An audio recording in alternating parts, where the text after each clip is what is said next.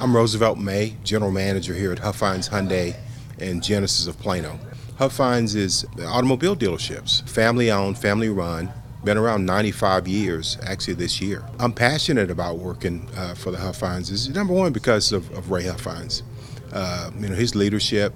One thing that we do that he does that's kind of mind blowing is we have Bible studies in the dealerships. There's a chaplain service, so that tells you the kind of heart, the kind of person that's leading us.